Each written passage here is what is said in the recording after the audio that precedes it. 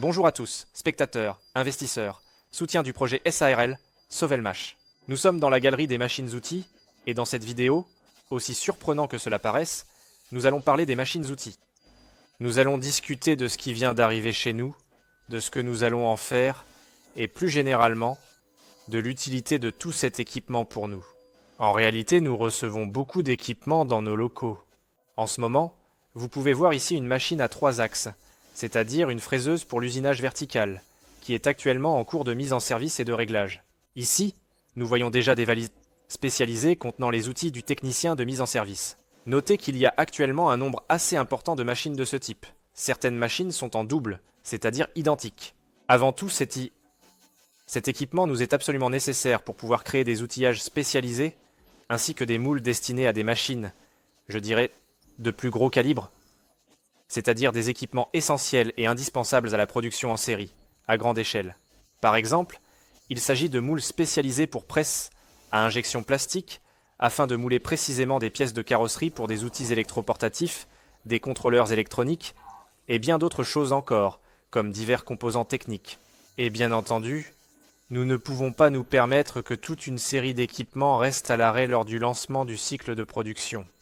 C'est pourquoi, afin d'assurer la continuité du processus, des machines en double sont achetées. Non seulement une machine peut fabriquer un produit pendant qu'une autre produit déjà l'article suivant, mais une troisième machine fonctionne comme réserve. Car, en cas de panne de l'une des machines, il est essentiel que la production ne s'arrête pas, afin de garantir la continuité du travail et d'éviter toute interruption dans le processus de fabrication. Comme vous pouvez le voir, il s'agit de machines identiques, en l'occurrence des tours, et tout cela est nécessaire pour les mêmes raisons. Et bien sûr, si l'on parle de la fabrication de petites séries de certains produits, en particulier ceux à forte marge, il est tout à fait possible de produire de telles séries sur ce type d'équipement, à condition d'en avoir un nombre suffisant, bien entendu. Mais la tâche principale reste tout de même d'assurer la continuité de la production, la création de matériaux, d'outils et d'accessoires pour le fonctionnement de l'équipement principal. Et bien sûr, n'oubliez pas le prototypage. Naturellement, l'entreprise ne se limite pas au centre d'usinage, aux tours et aux fraiseuses, mais dispose également, en particulier, d'équipements spécialisés. Il s'agit d'une machine à tailler les engrenages, un équipement qui nous permet de fabriquer des engrenages et aussi d'autres pièces diverses. On peut trouver ce type d'équipement sur le marché, mais c'est tout de même quelque chose d'assez unique, vraiment particulier. On peut en dire tout autant de cette petite machine compacte. C'est un tour à 2 axes, mais il y a également un petit ajout intéressant qui mérite d'être mentionné. Ici se trouve un bar feeder, c'est-à-dire un dispositif qui, tout comme un chargeur pour une arme, a pour rôle d'alimenter automatiquement la machine en barre métallique. Ces barres lui servent ensuite à usiner des arbres, des axes et d'autres pièces similaires. Mais cet équipement est plutôt adapté au prototypage, à la mise en place des processus, et ainsi de suite. Autrement dit, sa capacité de production, disons-le ainsi, n'est pas vraiment très élevée. Si l'on parle de très grandes séries, cette option ne nous conviendra pas. Nous n'allons pas, dans cette vidéo, parler de tout ce que nous recevons. Parce qu'en plus, encore une fois, de ces machines, nous avons maintenant reçu des chambres climatiques, qui permettront à notre laboratoire de réaliser des tests sur un certain nombre de produits finis, afin de vérifier leur conformité aux exigences que nous leur imposons. Mais c'est le sujet d'une autre vidéo, alors n'oubliez pas de vous abonner, de mettre un like et de suivre les prochaines publications, car nous y montrerons et expliquerons en détail ce que sont les chambres climatiques et à quoi elles servent. Mais je suis sûr que cet équipement n'étonnera vraiment déjà plus nos spectateurs, investisseurs et partenaires. Parce que nous avons déjà, en effet, auparavant montré de nombreuses vidéos sur son apparence, et certains d'entre vous l'ont même vu en vrai.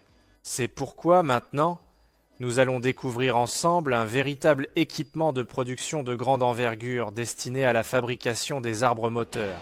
Ceci s'appelle une presse de frappe à froid, et c'est vraiment un équipement puissant. Faites attention à ses dimensions. Vous voyez maintenant son extrémité, mais en largeur, il passe à peine par nos portes. Nos employés le transportent avec beaucoup d'émotion, ce qui se comprend.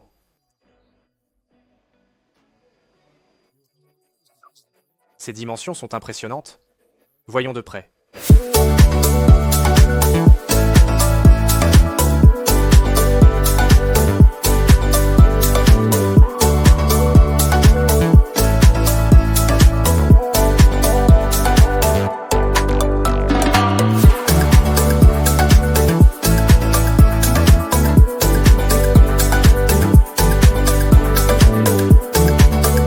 Voici les différents composants de la presse de frappe à froid, ou presse mécanique.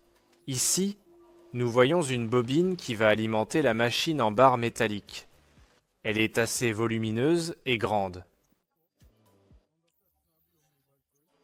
Ensuite, nous voyons encore des composants, dont j'ignore la destination. Il faudra les ouvrir et voir ce qu'il y a à l'intérieur.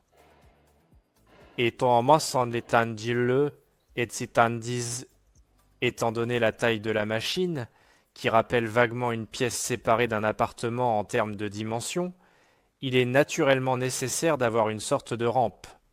C'est sur cette rampe, spécialement conçue à cet effet, qu'il faudra monter pour pouvoir opérer la machine de manière directe. C'est donc un équipement de grande envergure, dont nous avons précisément besoin pour la production en série.